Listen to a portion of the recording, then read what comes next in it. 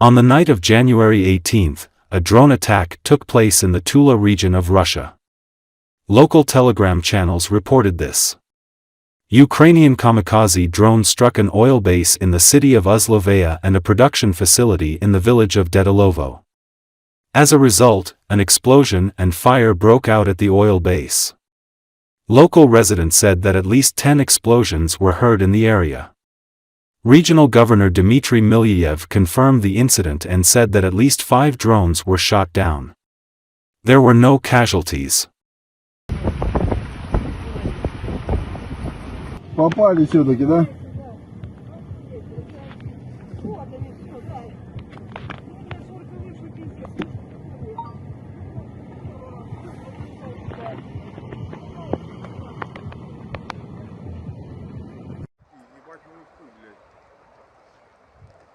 А что, на туре, что ли, женёк нахуй улетать? Ну вон, да, ёпта.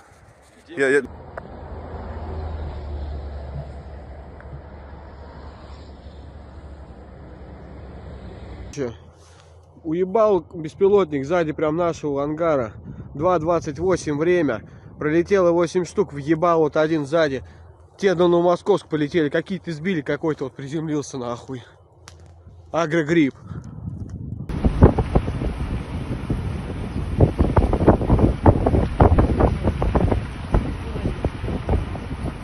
Попали все-таки, да?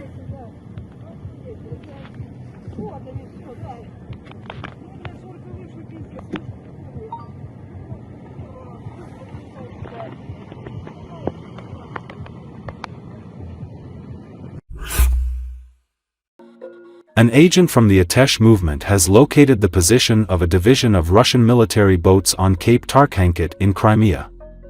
A member of our movement has located the deployment site of the 91st Brigade, 4th Division of Russian riverboats at Cape Tarkhanket near the settlement of Olenivka, the statement reads. According to activists, the area is home to military boats, special equipment, and Russian army personnel.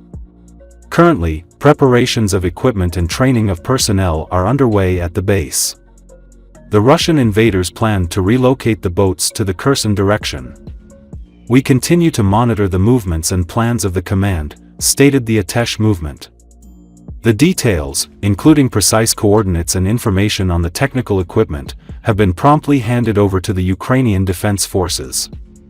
Earlier this week, media reported that the Russian army has deployed additional air defense systems to Crimea to protect key military targets, thus exposing other parts of the front, according to Atesh. The partisans, in a social media post on Monday, said they conducted reconnaissance of the Vardyskoy military airfield near Simferopol, which Russians actively use for aviation and logistics operations in Crimea. At the airfield, we recorded a significant increase in air defense systems, discovering numerous S-400 launchers and radar stations, Atesh reported. A significant increase in the number of air defense systems was noticed near this airfield.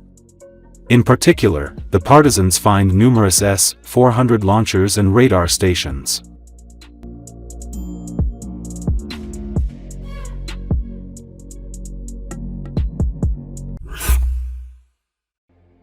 The presidents of Russia and Iran opened their talks in the Kremlin on Friday before signing a broad cooperation pact. The Kremlin said that the Comprehensive Strategic Partnership Treaty, to be signed by Russian President Vladimir Putin and his Iranian counterpart Masoud Pezeshkian, covers all areas, from trade and military cooperation to science, education and culture. According to Associated Press, the signing comes ahead of the January 20 inauguration of U.S. President-elect Donald Trump, who has pledged to broker peace in Ukraine and take a tougher stance on Iran, which is grappling with growing economic problems and other challenges, including military setbacks in its sphere of influence across the Middle East. After laying a wreath at the unknown soldier's tomb at the Kremlin wall, Pezeshkian and Putin sat down for talks in the Kremlin, their third meeting since the Iranian leader's election in July. Welcoming Pezeshkian as they sat down, Putin said the new treaty will give an additional impulse to practically all areas of our cooperation. Pezeshkian said the documents will form a solid foundation for our forward movement and emphasize the strategic importance of ties with Moscow. Russia's ties with Iran have grown closer after Putin sent troops into Ukraine in February 2022. Ukraine and the West have accused Tehran of providing Moscow with hundreds of exploding drones for use against Ukraine, which Moscow and Tehran have denied.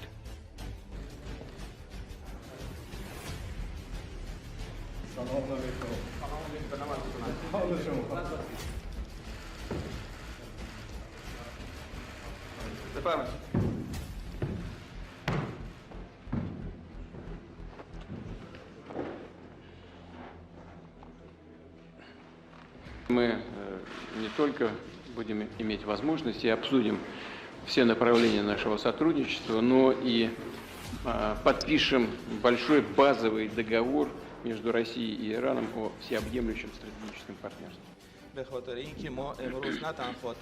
Уверен, это будет способствовать и дальнейшему развитию торгово-экономических связей. Это важно, потому что это даст возможность нам придать дополнительный импульс практически по всем направлениям нашего взаимодействия. سفر جناب عالی امروز اهمیت ویژه و این طرح جامع راهبردی که سالها روش کار شده امروز امضا خواهد شد و در تمام زمینه‌های امنیتی، اقتصادی، فرهنگی و تجاری ما خواهیم توانست ارتباطاتمون رو بیشتر بکنیم و با همدیگه این ارتباطات رو تقویت کنیم. Я уверен, что все так смотрим, что все региональные проблемы должны решаться. و این نگاه مقام معظم رهبری است و توصیه‌هایی که ایشون داشتن و باور و اعتقاد ماست که منطقه رو باید دولت‌های منطقه مدیریت بکنن. В области энергетики есть и другие возможные проекты. The Ukrainian Defense Forces have successfully destroyed a radar station of the S-400 anti-aircraft missile system in the Belgorod region of Russia. This was reported by the General Staff of the Armed Forces of Ukraine.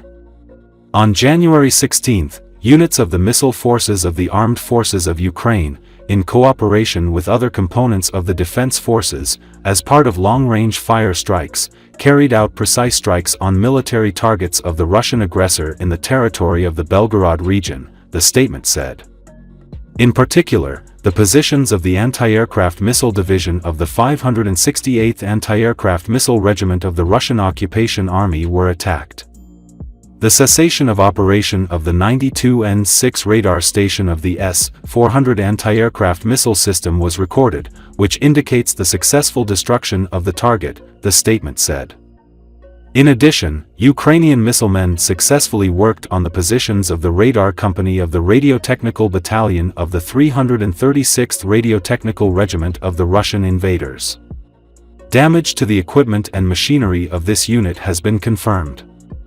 Ukrainian defenders also successfully worked on the positions of the radar company of the Radio Engineering Battalion of the 336th Radio Engineering Regiment of Russia. Damage to the equipment of this unit has been confirmed, Ukraine's General Staff said.